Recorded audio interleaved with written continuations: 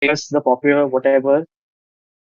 Let's not glaze my voice for now, but instead focus on the fact that we have a math exam tomorrow for a Feb March, and even if you don't have math, it's always good to do math. So yeah. So in this session, I'll just give you a run through of what we're going to be doing. We will be covering a few of our most requested chapters: vectors, coordinate geometry, bearings, differentiation, sequences, trigonometry, circle theorems, 3D mensuration, and probability. We will not be covering any more than this in this session, but keep in mind that if you have any doubts, please feel free to ask, but we will only entertain them at the end of the session. All right, Gydrogen will be recording this event. If possible, could he speak right now? Hi, can you hear me?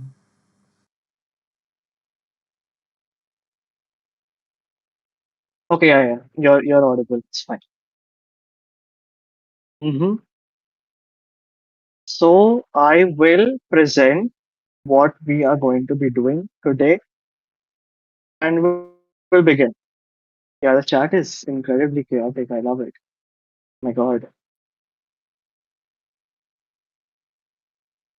hmm So, welcome to our crash course for today, one day before the math exam, conveniently. And hopefully, this helps you get, however, much higher grades. If you're already at an A star, maybe you'll get world top, you never know. But yeah, all we're doing here is helping you improve. So, as I mentioned, these were the topics we were covering today. I will be going on the basics, and we will be covering one or two questions per topic just to make it clear how it works, and we will be explaining as well. Me and Hydrogen will alternate, and it will go on in that. Can you see my presentation visibly, by the way? And is my voice clear? Okay, okay, Yeah, okay. it's Perfect, perfect, perfect, perfect. So starting off, of course, it's gonna be me. Hi, we have vectors. All right. So the thing about vectors is, as you've learned in physics, it's going to be a vector quantity. It has a magnitude and a direction. In mathematics, we denote it in this form, a vector form, where it has a horizontal component and a vertical component, as in it has a shift in the x axis and a shift in the y axis. And it can be in any direction. So if a vector in your question is labeled A, if it is traveling in the opposite direction, it will be minus A. You can also multiply or divide it by some kind of scalar, obviously, and you can also subtract it from another vector, and you will get a resultant vector as well. Must have been done in physics as well. It's not that hard. Sometimes they do ask you the absolute value of a vector. This can be given as the length of the line as well that makes up the vector itself. And this is just given by the absolute value of, let's say, a vector M, and M is of x squared plus y squared. A position vector is replaced with this variable. So I would like to ask, find a position vector of, let's say, A. Right? So a position vector always starts from the origin. So whatever you see here is the origin. Am I lagging? yeah, Okay. Is it there's fine now? Is it yeah, better? Do I need to? There's I lag. think it's Okay, fine okay, now. okay. Wait, I'll fix my Wi-Fi first.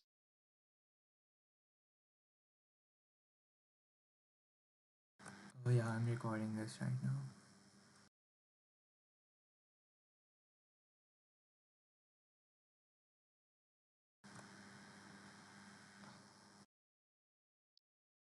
Okay, is it better now? Yeah. Okay, okay, okay. Yeah, I was on hotspot. I didn't realize because my electricity had gone earlier, and I didn't connect out of my phone's hotspot. which is convenient. Okay, I'm back on Wi-Fi. So, moving on, I'll just repeat what I said earlier that a position vector which Cambridge is obsessed with is always starting from the origin. As in, you always start from 0, 0, and then go forward, backward, uh, downward, upward, whatever, depending on the vector itself. Two vectors, they like to ask these two questions as well, which are going to follow. When they ask, when vectors are parallel, they should be a scalar multiple of each other. As in, let's say a vector A and a vector B have to be parallel, then either it has to be 2A is equal to B or A is equal to 2B, because that means that they will be in some or the other way parallel, because they are multiples of the same general shift of the horizontal and vertical component. And similarly, 3 points can be considered collinear. What is collinear? They lie all on the same line. A, B, C all lie on the same line. One, obviously, if the lines are parallel, because it's the same line, it's going to be parallel. So they would have to be a scalar multiple, and at least 1 point should be shared between the two vectors. So if you have A, B, and C, then AB should be equal to BC. And here B is the common point that is being shared. In any diagram, if the vectors are already labeled, then you have to heavily visualize what's going on by trying to make out a route for yourself. Meanwhile, how this works out is that you will have to maybe find other position vectors. Keep in mind the direction in which you're traveling in. So if do not overlook the fact that your vector is in the opposite direction or not in the opposite direction. This is the basics of vectors that we have covered till now. And to kind of solidify, concrete this concept, we will be moving on to a couple of questions which we'll be doing. And then I'll pass it over to Gydrogen, who will cover the next topic. I will now change my stream.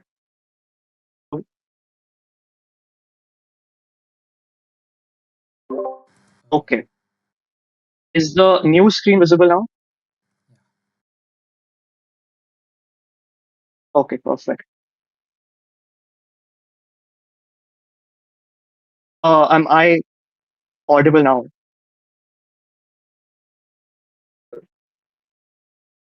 Yeah, okay, okay, okay. Oh my God, the glazing.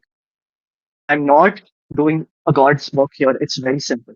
Anyways, uh, so this one doesn't look very normal as compared to most of what we do. We will be going through this just for the sake of getting to know, because you never know what can be thrown in this paper. Because all I've heard from our fellow paper two givers is that paper two was a very weird concept, had a very weird format, had this, had that. It was a very hard paper. So hopefully this doesn't repeat. And if it does repeat, then you all have to be prepared. And that's what we're doing.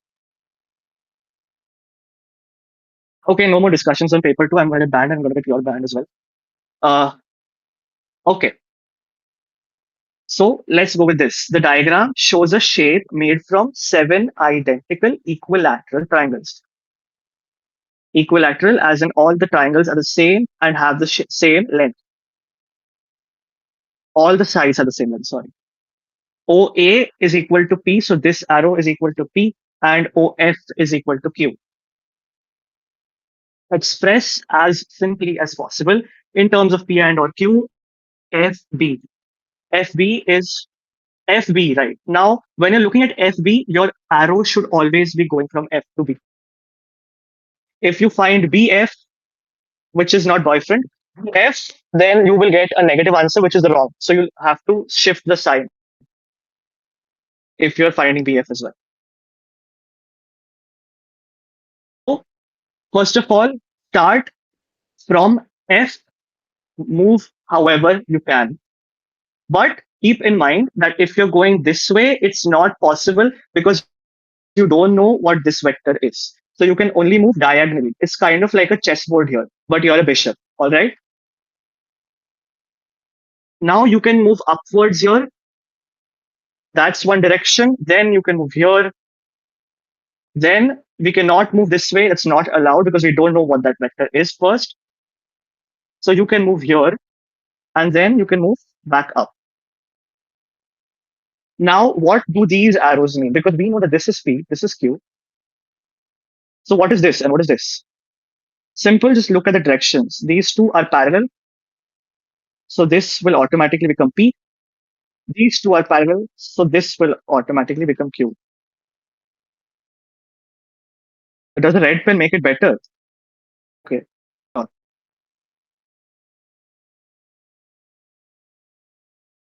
Okay. I'll redraw this. Then we are going here, then here, and then here. This is P, this is Q, this is P, this is Q.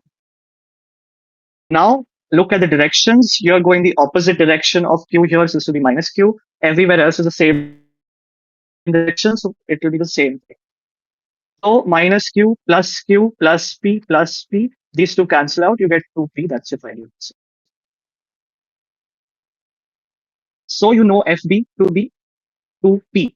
Now, they're asking you FE, which is very simply just this. All right. Now, there are multiple methods to do this. Let's see how we can go again.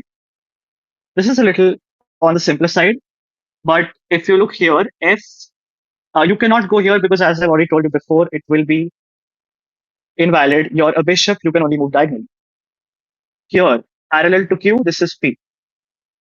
Now back down, parallel to Q, this is Q. So you have P plus Q. This is FE. Or did I do something wrong?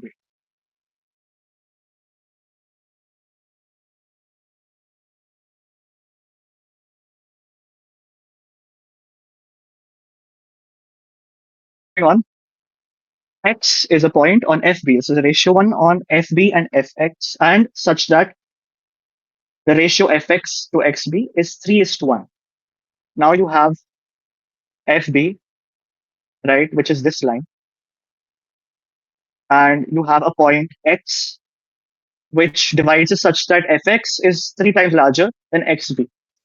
So you can just use a little bit of logic here and you can figure out that X would be somewhere here because it looks approximately somewhere around 3 times. All right. So this would be 3 parts, this would be 1 part. Express OX as simply as possible. Now, when you're talking about OX, that's technically the position vector of X, which means just this. Multiple ways to go about this. Again, you can use a weird route, you can use any route. What route I am using here is Q to Fx. So I'll write that down. OX is equal to OF plus Fx. OF plus Fx. Now you have FB already, which is 2P. Once you're using this 2P, now you have this ratio as well. Whenever you look at ratios, it's a very obvious concept that this is 3 parts and this is 1 part of a whole. And the whole will be made of 4 parts. So this will be 3 out of 4 parts. So Fx would be 3 by 4 into 2P. And you have Q because you're going down, which is plus Q. So you have 3 by 2P plus Q. That's your position vector. Okay. And Y is a point on BD. Wow. Y is a point on BD. Why is it a point on BD? Uh, Y is a point on BD. Quadrilateral OX YF. Oh, we still need X here. Okay. OXYF is a trapezium express XY as simply as possible in terms of P and or Q. Okay. So we have a trapezium at some point, and we know that trapeziums would have some of the other kind of, right? So we have a point on BD over here, OX, YF, OX, YF. Okay.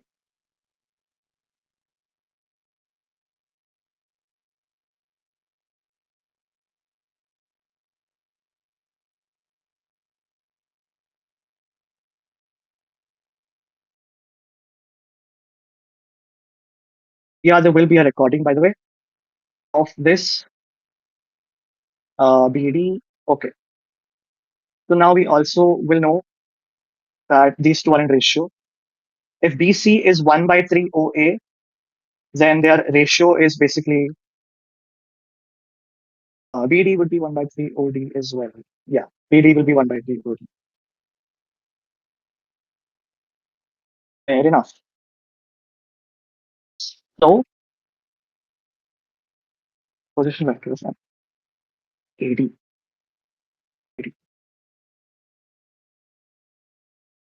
Okay, B plus A by 3,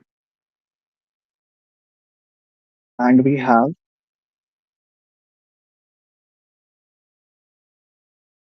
half C.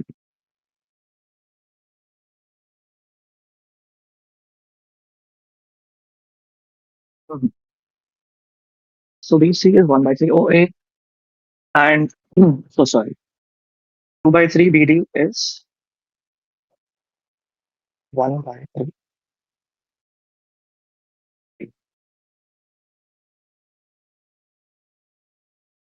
B would be 1 by 3 of OB plus BD. Mhm.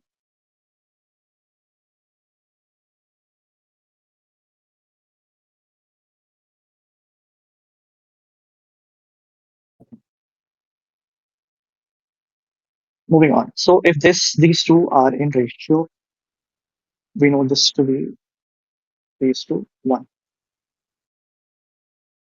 Okay. B would be in the same ratio. Okay, fine. So now we know that this would be 3 parts. This ratio is 3 is to 1.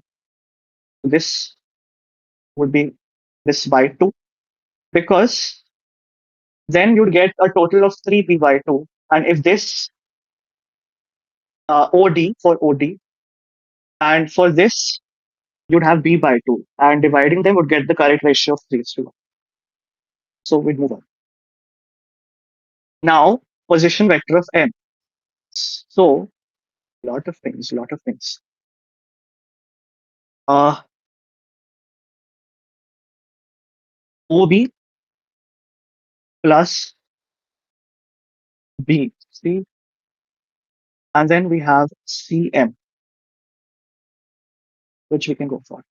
Now we need to find out what CM is as well. Now we know that uh, A to, okay, now we know that A to D can be minus A plus 3 by 2 B.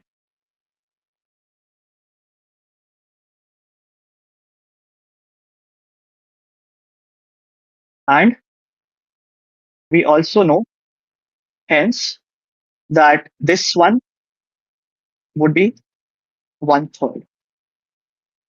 So minus A by 3 and 3 by 2 by 3. Okay, position vector of M. And we have 5 B by 4. Okay.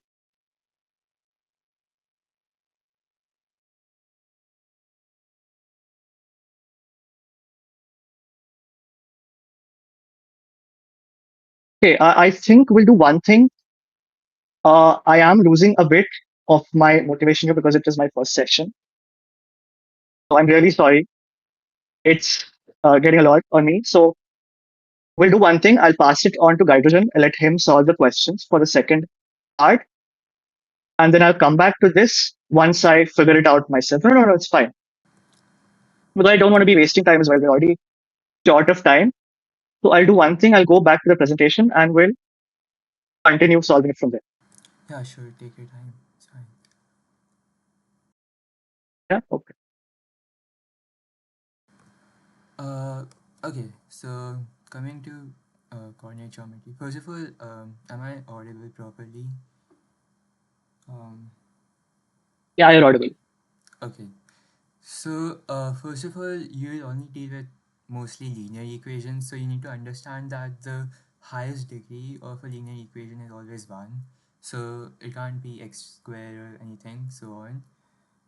Um, and also keep in mind that the gradient of a straight line is essentially the change in y upon the change in x, and you'll mostly be dealing with slope form.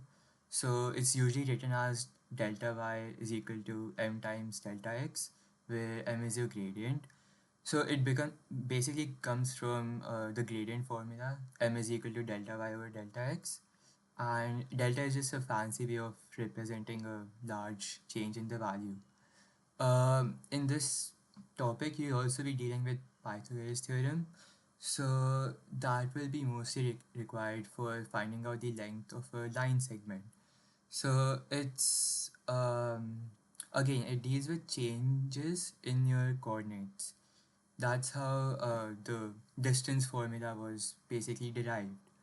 Then you have the midpoint of a line segment. So that's essentially the average x coordinate and y coordinate. So that's why you do x1 plus x2 the whole over 2 and then for the x coordinate, and likewise for your y coordinate. You could be given a linear equation in the form ax plus by over c, sorry, is equal to c, and they could ask you to find out the gradient and the y-intercept. So in that case, you would have to rearrange your linear equation in the form that I've shown below. So it's pretty easy to understand. Another thing, if two lines are parallel, in that case, the both of the lines would have the same gradient. And there's also this formula that if two lines are perpendicular, in that case, m1 times m2 would be equal to minus 1. You would also deal with equations of perpendicular bisectors, in which case you would be required to find out the midpoint first of all, and you would also have to use the rule for perpendicular lines. So I think I should um, present my screen now so that I can work with an example. Okay, just give me a minute.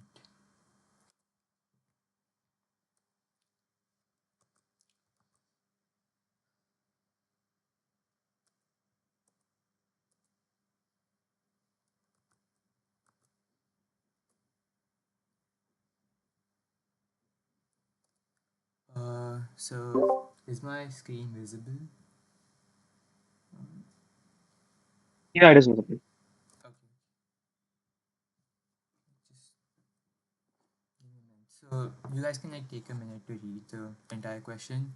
Basically, you have a triangle, HJK, which is isosceles. So two sides are basically equal, and the third side is of length root 80. So in these type of questions, rather than like diving straight into the working and everything, it's always good to like start off with like a normal basic rough diagram. Wait, that's a really bad triangle. So just let's just label them on here. So let's say that this is JK. So these two sides would be equal, and then this side over here would be root of 18. Now, there are also points assigned to each point over here, like H, J, and K. So just label them. Like it would barely take like a minute or something. So again, it'll just make things a lot easier for you once you're like actually diving into the question. So you're clear with this part right now. Then they're saying that the midpoint of JK is M over here. So just label that. Also another thing, since it's the midpoint of JK, and you're given that the gradient of HM is 2. So obviously HM over here would be perpendicular to JK because it's passing through M. So you kind of get the idea that since it's perpendicular and you're dealing with points, there could be a possibility that somewhere you might have to use the formula for perpendicular lines. Um, Now it's short and sweet. You're supposed to find out the value of j and the value of k. So first of all, just state that line of hm is the gradient of line hm is 2. So that means the gradient of jk would be minus 1 over 2 because of the perpendicular lines. So line of jk is equal to minus 1 over 2, the gradient. I'll just label that. Now you have to find out the value of j and k. So how I would go about with it is, you know that the gradient is minus 1 over 2 and you already have these two lines. So you can use the slope form to basically make an equation using delta y is equal to m times delta x. So use these two points and this gradient right over here. So that would be 15 minus k is equal to minus 1 over 2 times j minus 6. You can just multiply everything with minus 2. So that would be minus 30 plus 2k is equal to j minus 6. Now basically you're trying to, since you have to find out the values of two variables, you'd have to make a simultaneous equation. So basically make two equations and then solve for j and k. So you can rearrange this. If you don't want to, it's fine. You can just move on to the next part. Next you're given um, that over here the length of jk is root of 80. So you can use the length formula once again. So that I'll just write the length formula really quick. That is root of y2 minus y1 the whole square plus x2 minus x1 the whole square.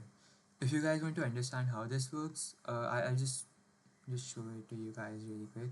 Imagine that you guys have like 2 points, x1, y1, you have x, y. So you're just finding out the change in y and the change in x, and you're using Pythagoras theorem to find out the length. So once again you have these 2 points, so you'd use that. So 80 is equal to j minus 6 the whole square plus 15 minus k the whole square. Did I write that correctly? Yes. So after this, some people might try expanding it for some reason. Please don't do that. Just rearrange the first simultaneous equation into a form that you can substitute in your length form. So I'll just go with j is equal to 2k minus 24. It's really messy, by the way. Excuse me for that. Okay, so 80 is equal to j is 2k minus 24. So 2k minus 30 the whole square plus 15 minus k the whole square. You can expand this and then you'll get a quadratic equation. I'll just erase this part so that oh, really slow. Okay.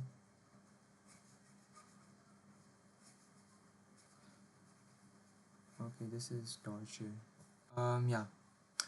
So you had this quadratic equation. You can um, you're supposed to know a minus b the whole square and all the algebraic identities. So I'll just write the expanded form directly. 4x 4k squared. Then you have plus 900 minus 120k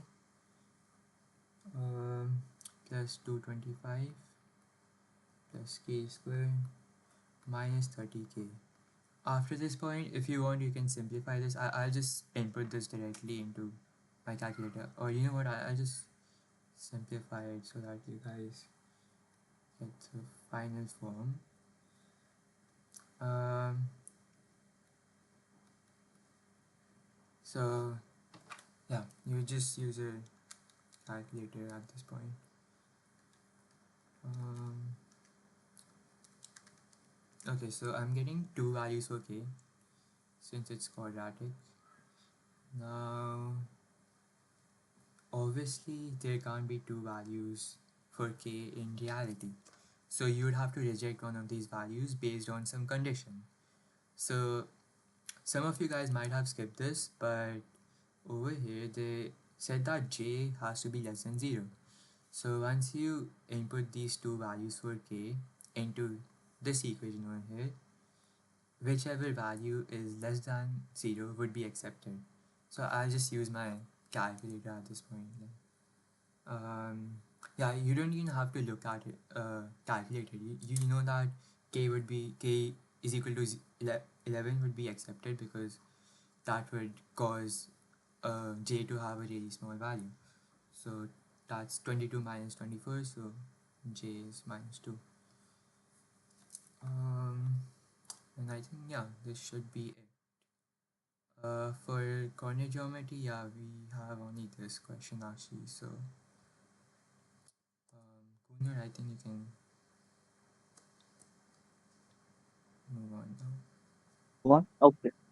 Yeah, I will not be torturing myself with vectors again, for now at least. So we'll go on to bearings for now, which is our second part that is going on. Oh my god, everything is lagging. Just give me like a second. Okay, okay. So bearings. Yeah, you were audible perfectly by the way. Bearings is genuinely a weird chapter. And the way I was taught it as well, I remember my teacher teaching it. She taught it like very badly. So it took me a while to get it, but it was fine. And once you get it, it's good. Now, the basics here is that you're always going from north to clockwise. Clockwise. Clockwise. Don't mix it up with anti clockwise. You're going from the north clockwise. And the general convention, usually they don't have any problem with this, but it is 060 in three digits always. Could be in decimals as well, but you need to add a zero before a number that's already in two digits. Now, some people tend to get confused in what it means when one person says the bearing of B from A or the bearing of D from Y or whatever. So, hence this diagram.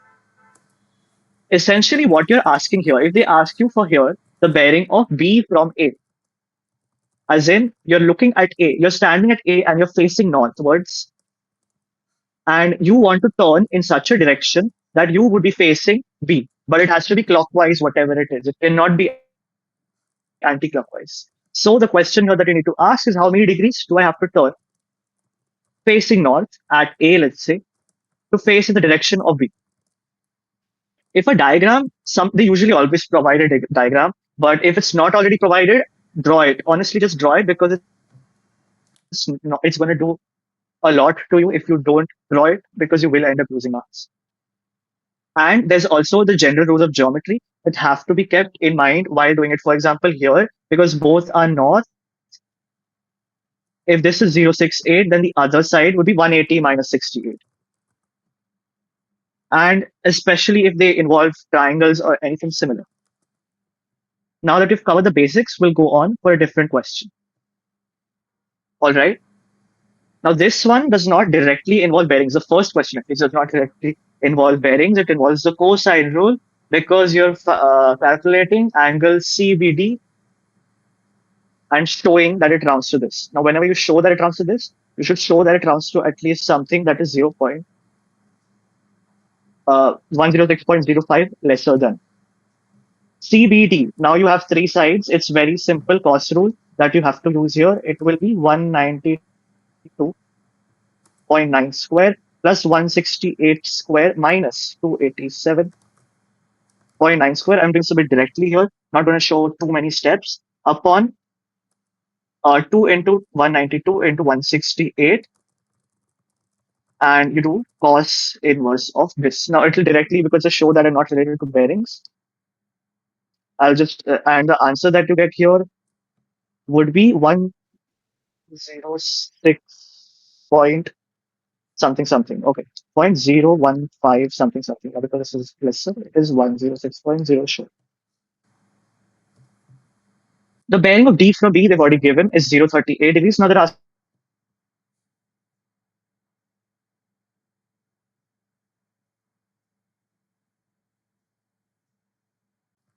And angle KM is 96 degrees.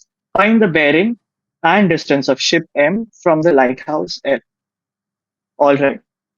So for this, there are again a few things that you can do. Use this. This would become 170 degrees because it's 180 minus 10. And now you can find this, which would be 35 degrees. Similarly, again, this would be 180 minus 155 is equal to 25 degrees. And hence, this would be just a second.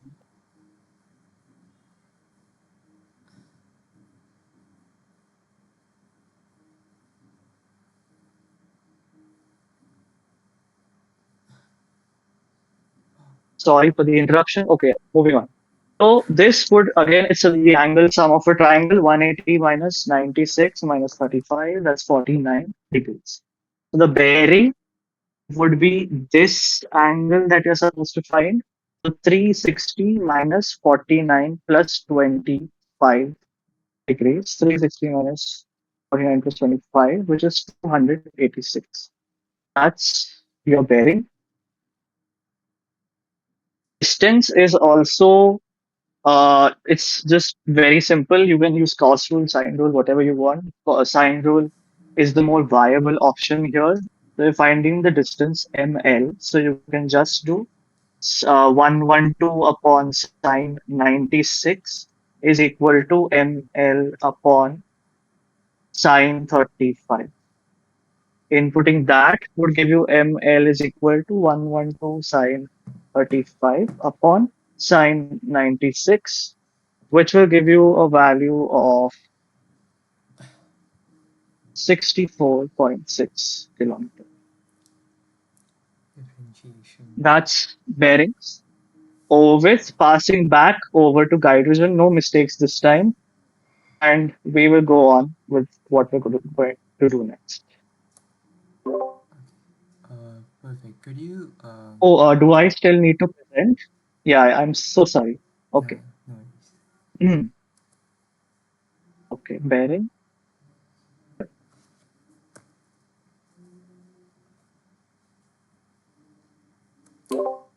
Uh, just hold on a minute.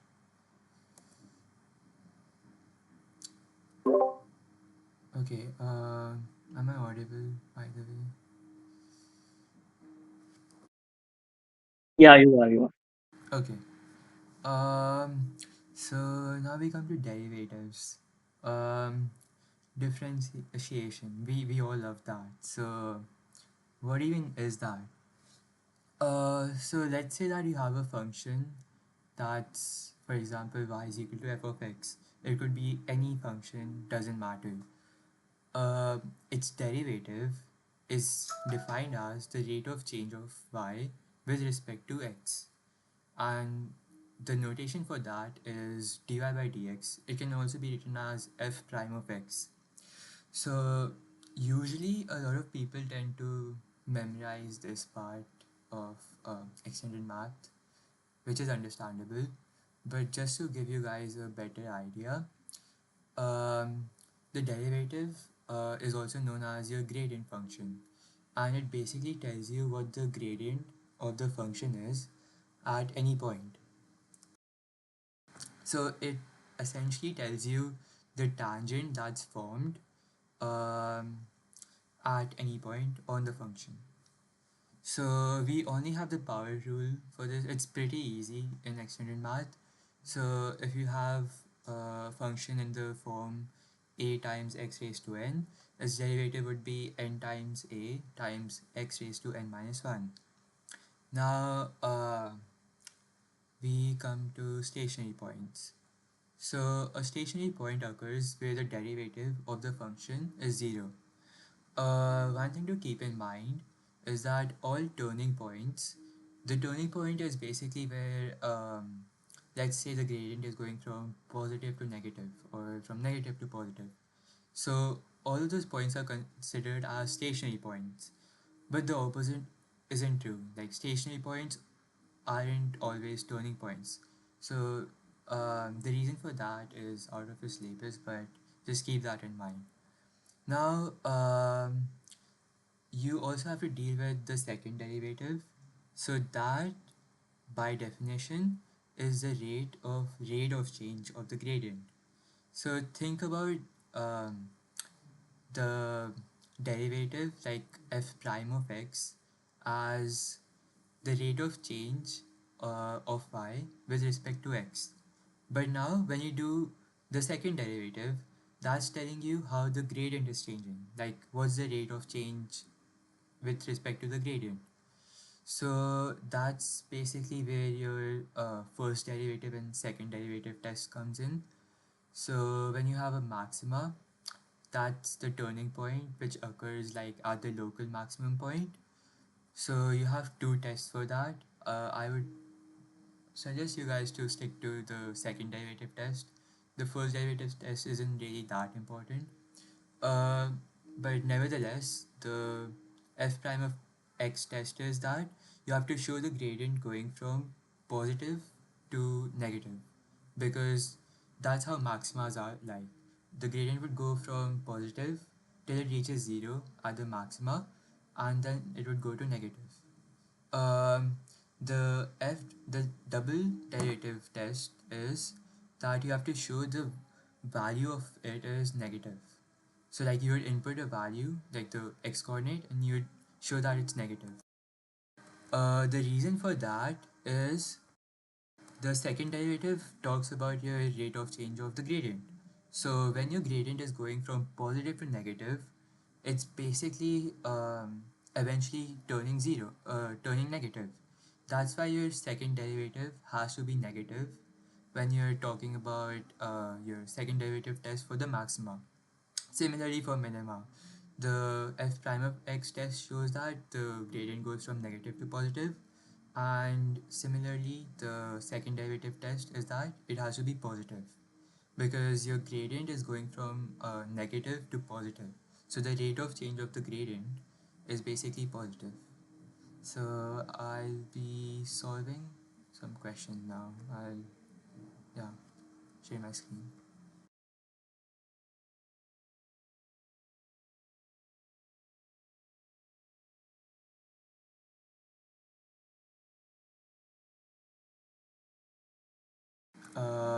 Can you see the screen by the way?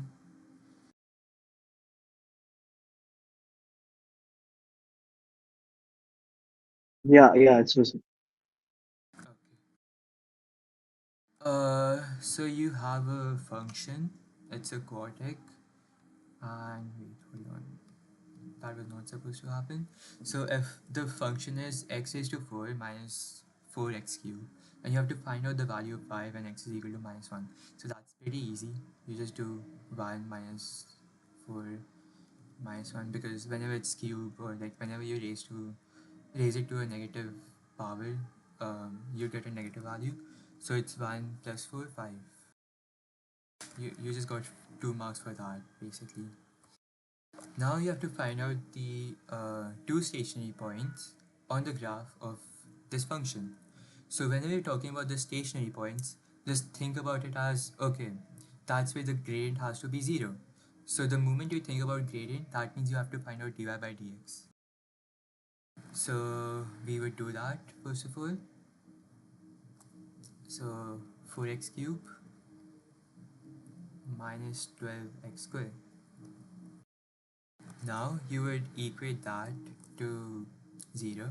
So 4x cube minus 12x square equal to 0. Uh, Notice that this is for 6 marks. So you'd have to find out the x coordinates, then you'd input that back. So usually what people do is they input the x coordinate into the gradient function, which is not right. You'd have to look at the original f of x function and you'd input the x coordinates into that. So you find out your x coordinates for this first of all. So you can just do x cube minus 3x square is equal to 0. You have to show working for this unfortunately. So x minus 3. Just factorize everything out. If you have any coefficients that you can cancel out, do that. So that tells you that either x square is equal to 0 or uh, x is equal to 3. So these are your two x coordinates. So you can just write that over here. Now you would input that into your y value, like your f of x. So just use your calc. You can just tell that um, if you input this into your function, that would be 0, right? So that's 0. And then you have 3. So 3 raised to 4 minus 4, 3 cube.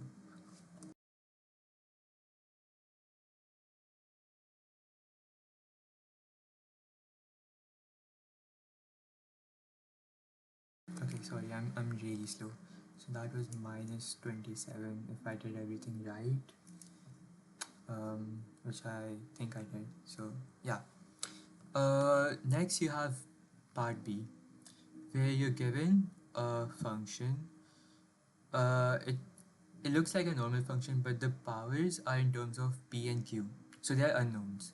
Now you're given that dy by dx is equal to 10. Sorry, this expression basically, and you have to derive the function dy by dx. So what you can do is just find out the dy by dx using this part, right? So I'll just write it over here. So dy by dx is basically p times x raised to p minus 1. Uh, Differentiation for extended math is really easy. It's really scoring, but sometimes people tend to mess up. So you can just equate um, these with the terms over here. So p is obviously 11 and q is obviously 5. Mental math kind of helps. So okay. Next you have um, this curve where y is equal to x cube minus k is your unknown constant, x squared plus 1. So you're told that when x is equal to 2, the gradient of the curve is 6, and you have to show that k is equal to 1.5. So you already know the answer, you just have to show the working. So since you're talking about the gradient over here, find out dy by dx.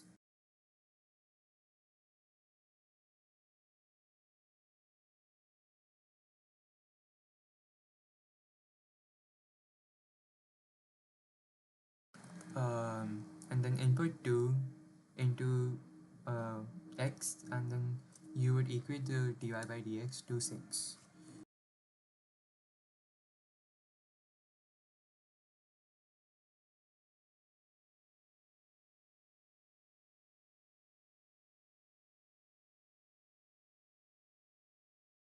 So you get 4 into 3, that's 12. So minus 6 equal to minus 4. K is 3 by 2, which is 1.5. Um, you could leave it as this, or you could write it in decimals as well. Now you have to find out the coordinates of the two stationary points of this function. So two stationary points, so you do dy by dx is equal to 0.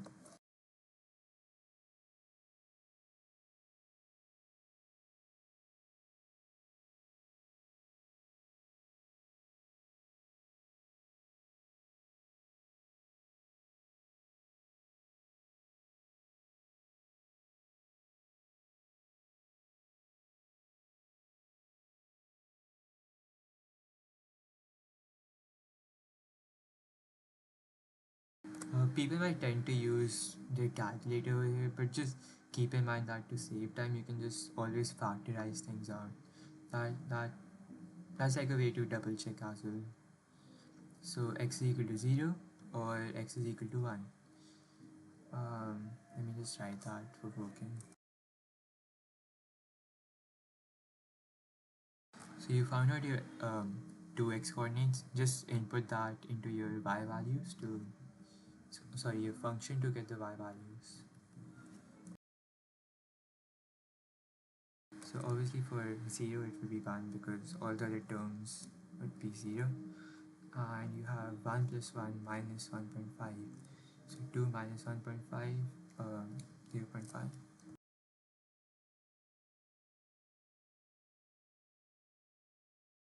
Uh, and yes, you have also a third part. So let me just write these coordinates real quick.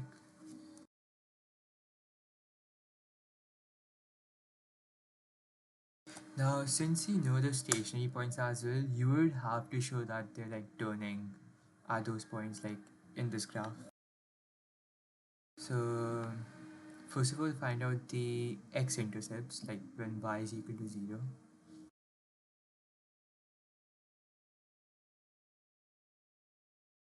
It's always best to start with your x and y intercepts over here.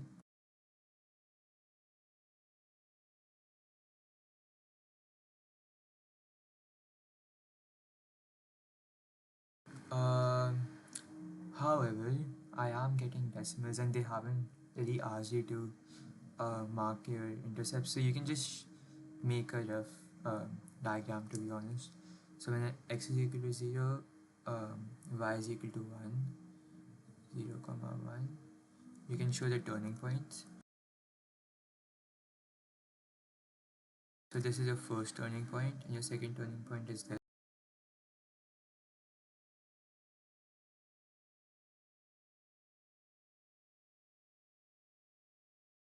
Now since some people might get confused over here, when we talk about x cube, it has a graph like this. When you talk about minus x cube, it would be flipped basically, like something like this. So notice that x cube over here, the coefficient of that is positive. So it would kind of follow a pattern like this. What I mean by that is like as x is approaching infinity or like a really large number for x, the y value would also like approach positive infinity. Those are like limits, so I don't really need to talk about that.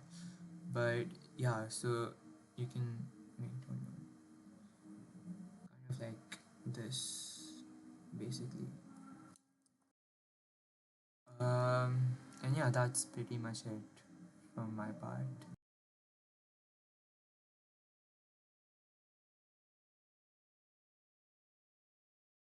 Okay.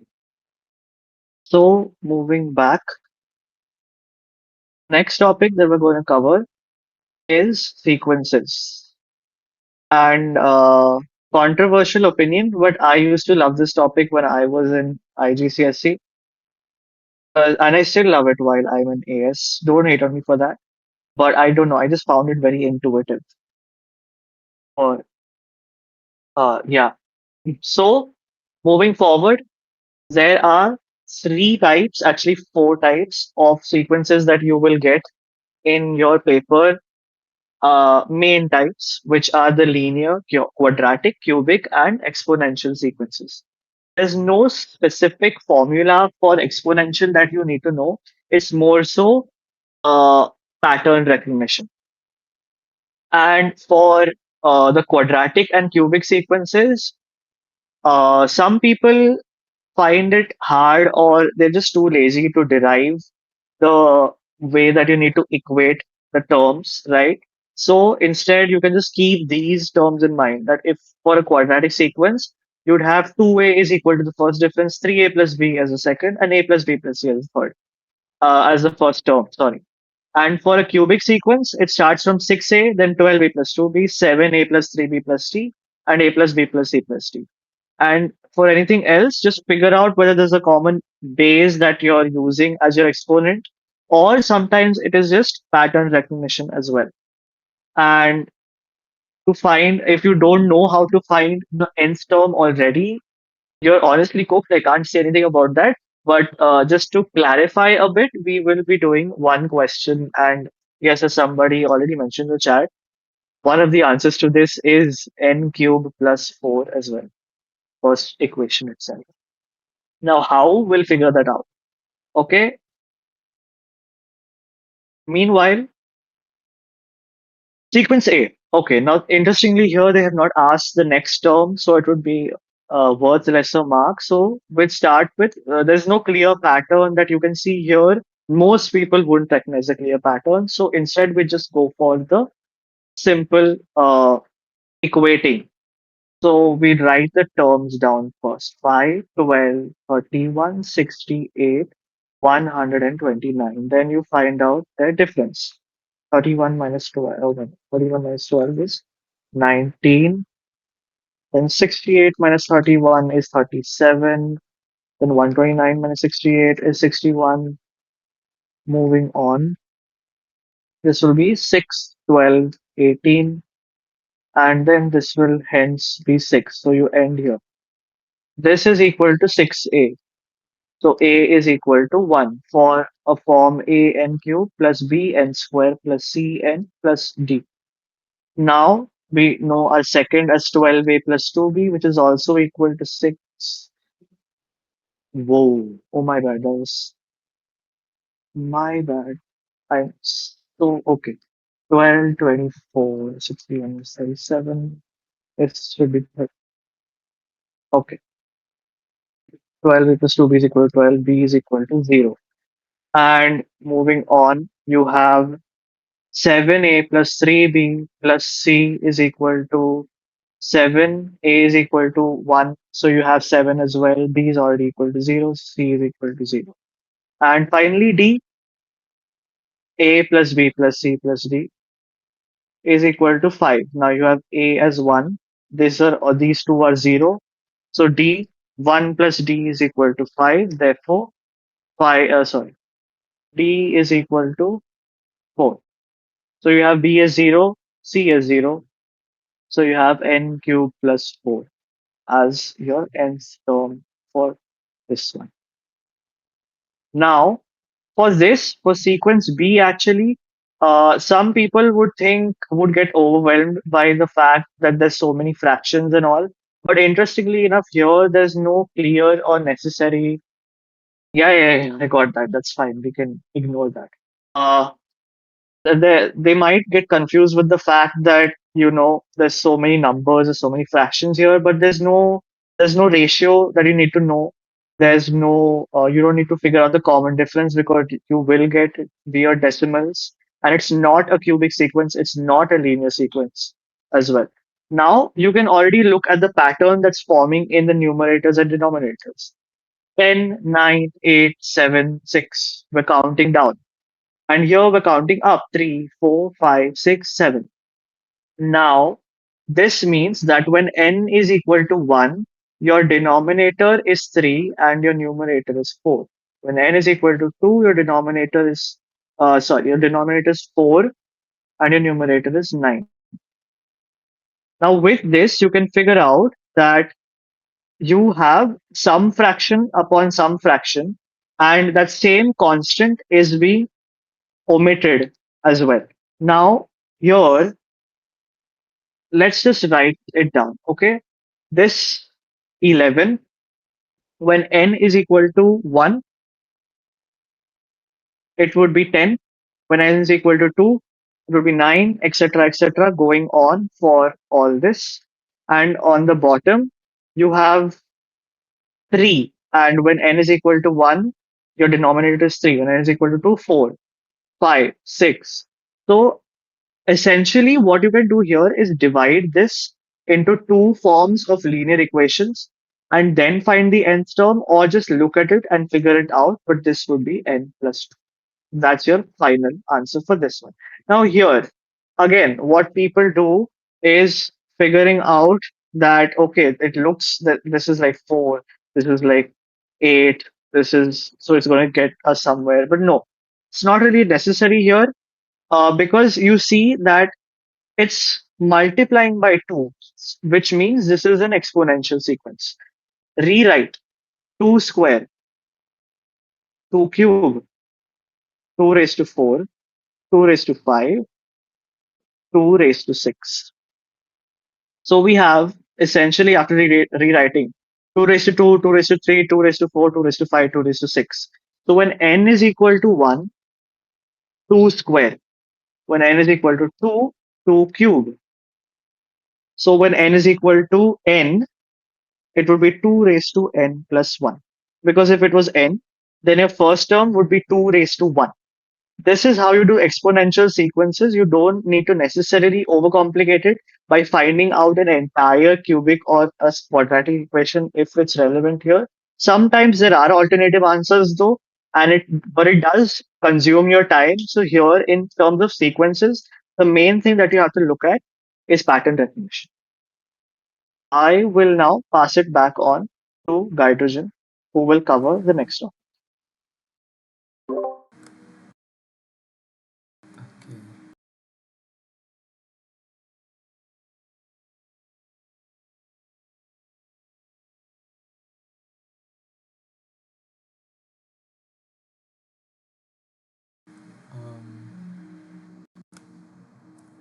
Wait, did you? Yeah. Thank you. So now we come to trig. Once again, there's not really a lot in trig like for extended math. Unfortunately, it's like a really interesting topic, but you guys can like easily score full for trig. So you have two methods that people usually use. You either have the ASTC method or you have the graphical method. A lot of people are familiar with ASTC, but I'll also talk about the graphical method over here because the reality is that ASTC method is actually derived from graphical method. I wish I could talk a lot more about it, but I don't think we have the time. So for ASTC, you have to memorize a mnemonic like all students trust Cambridge, which is again propaganda. But ASTC. So in the first quadrant, all the trig functions are positive.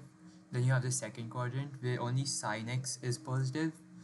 Um, then for the third, you have only tan x is positive, and for the fourth, only cos x is positive. Um, Also, based on the magnitude of your um, degrees or like your angle, basically, you have to decide, you have to realize which quadrant it lies in. So, let's say that you have something like 330 degrees. That's obviously going to lie in the fourth quadrant, like the quadrant where only cos x is positive. So, two things to keep in mind. First of all, where is my angle lying? Which quadrant is my angle lying in? And secondly, which trig functions are positive or negative in that quadrant? So again, this part is really easy for so you also have to find out the principal angle over here. Basically, what you're doing is if you have any angle that's less than 0 or like really uh, larger than 90 degrees, you're basically adding or subtracting a value so that you can bring it back into the first quadrant. That's why you do, for example, for the second quadrant, 180 minus theta, or for the third quadrant, you would do theta minus 180, and the fourth quadrant, you would do 360 minus theta. That would give you a principal axis, and then um, yeah, you basically work with ASTC that way. It's pretty easy. For the graphical method, um, there are two things. Like, if you have a really easy trig function, which is like um, 5 tan x is equal to 1, for example, it's pretty easy to work with the graphical method. But later on, like for your AS levels and or if you're doing IBDP or anything, you would actually have composite trig functions. So I won't talk a lot about it, but just to give you guys the idea about it. So for the graphical method, you basically have to make a rough sketch of your trig function. So if you have tan x or cos x or sin x, you would make a rough sketch of that. So make sure you know how to draw that first of all. After that, you have to make use of symmetry, and then if you have tan x, you would be working with asymptotes and everything. So I'll actually also solve a question which would involve that. I'll go with the ASTC method first, and then I'll also talk about how you would use the graphical method. Because if I'm being honest, I do not prefer ASTC, so yeah, graphical is like way better and also somewhat more safer. So let me just share my screen and I'll start solving the first question. Once again, can you see my screen? My internet is really bad today. Yeah, yeah, it's visible. Okay, thank you. Right, so the first part is really easy. You just have to draw the sine x graph. So your peak would be here, your minima would be, for example, over here. You don't have to label any points, I believe. So just make this, and that is your sine x graph. You just got 2 marks for that. It's really easy. Now comes the more lengthier part, I would say. So first of all, rearrange this equation the moment you see it. So take 1 to the RHS and then divide it by 3. So sin x, wait, hold on. Sin x is equal to minus 1 over 3. Now, first of all, look at your domain. Your domain is from 0 to 360, so nothing kind of funny business over here. You just have to work with that. So yeah, I'll just divide this into two so that you can first of all think about it with ASTC, and then you have your graphical. So for ASTC, what I do is I'm not really that good with ASTC to be honest. So I'd say okay, this is quadrant 1, quadrant 2, 3, 4. Sorry, that is not 4. Yeah, 4. Um, and then all students plus Cambridge. We don't. Um, Now think about where sin x can be negative. Now, obviously, not in the first quadrant. That's where all the trig functions are positive. It can't be in the second quadrant either because obviously that's where sin is positive. So you're just left with the third and the fourth quadrant. So that means um, since this is 180 and this would be 360, so your two, if you have any values, they would lie between 180 to 360. So now I'll just quickly show you how to work with the graphical method. So whenever you get an equation like um, hey, let's say that for example, hey, sin x is equal to some blah blah blah value, what you're basically doing is finding out the intersection of y is equal to sin x, and then for example y is equal to minus 1 over 2, sorry, 1 over 3. I'll use that, the same example. So you can think about this like before you start with this equation, think of it as two functions, y is equal to sin x and y is equal to minus 1 over 3, and you're finding out the intersection between these two function basically. So you have already drawn your sin x function. Now next what you do is draw your function for y is equal to minus 1 over 3. So that would lie, this is 0.5 minus 0.5, so approximately over here, right? Y is equal to minus 1 over 3. And notice how there are two intersections over here. and we already know that this is 180.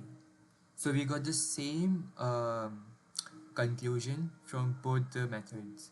Over here, it has to lie between 180 and 360, and again, over here, it has to lie between 180 and 360. So what I would do is, first of all, just do sine inverse of -1/3 to find out your principal axis, sorry, principal value. So obviously, since this sin x graph would like extend behind, and you can see that this intersection over here, like I'll just make a cross. No, I'll use a red one. This intersection, or the basically where these two line